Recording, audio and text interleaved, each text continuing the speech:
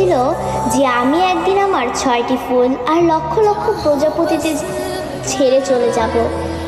এমন একটা দিন আসবে যেদিন আর্মিদের মাঝে সকালে ঘুম থেকে উঠে আর্মিরা ফোন হাতে নিয়ে মনে পড়বে যে আজ বিটিএসদের লাস্ট কনসার্ট বা আজ তাদের ডিসব্যান্ড হওয়ার দিন। আর্মিরা আমাদের 7 রাজাকে হারাবো। সত্যিই তো বিটিএসরা আমাদের ছেড়ে চলে যাবে।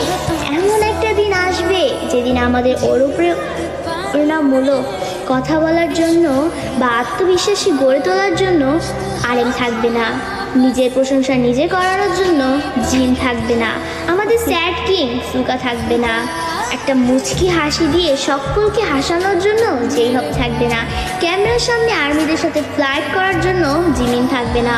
হয়তো এমন একটা দিন আসবে যেদিন আর্মিদের পাগলামো করে হাসানোর জন্য তেইয়াং থাকবে না। হয়তো সেদিন এমনও হতে পারে বানি ইসমাইল দিয়ে র্যাপ মনস্টার বলার জন্য জাঙ্কুক থাকবে না।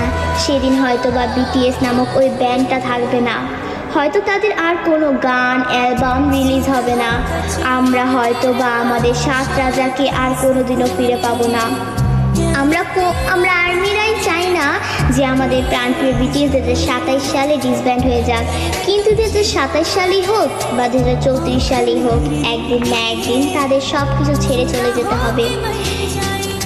ডোরেমনও তো রোবট হয়েও সারা জীবন নোবিতার কাছে থাকতে পারেনি, তবে বিটিএস মেম্বারও তো মানুষ, তারা কিভাবে পারবে আমাদের সাথে সারা জীবন থাকতে? তবে তারপরও আমি বলবো আমাদের প্রিয় বিটিএস কোনোদিনই ডিসব্যান্ড হবে না। তারা আমাদের হৃদয়ের মাঝে চিরকাল থাকবে। দিন শেষে একবার আমাদের রিয়েল আর্মিদের মনে পড়বে আমাদের 7 রাজার কথা, তাদের সেই পাগলামোর কথা, তাদের সেই অনুপ্রেরণামূলক কথাগুলো, এবং এটাই হচ্ছে রিয়েলিটি। আমি কোনোদিনও চাইবো না যে আমার পাগলামো ভালোবাসার মানুষগুলো আমাকে ছেড়ে চলে যাক। তাই আমি এসির কাছে দোয়া করি যে সৃষ্টিকর্তা যেন আমাদের প্রিয় 7 রাজাকে কোনো দিনও আমাদের থেকে দূরে না সরায়। তিনি যেন সারা জীবন আর্মিদের মাঝে তার 7 রাজার সাথে হাসি খুশি দিন কাটাতে পারে।